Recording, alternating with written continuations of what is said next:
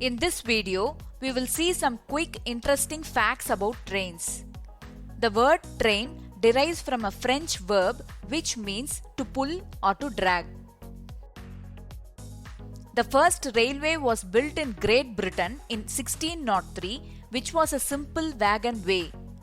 The modern age of trains began in the early 1800s after the initial patent of James Watt for the stationary steam engine expired. Trains currently transport 40% of the world's freight cargo, and this percentage is increasing year after year. Australia has the world's longest stretch of completely straight railway track. It is 478 kilometers long. Trains in Japan are so punctual that a delay of more than 5 minutes is addressed with an apology and a delay certificate for passengers.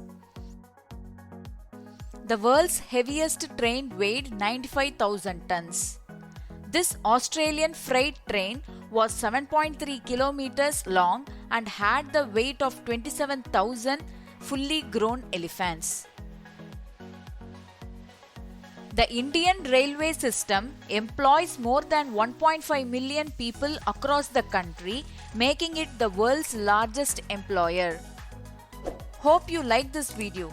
We'll be back with more such videos. Bye-bye.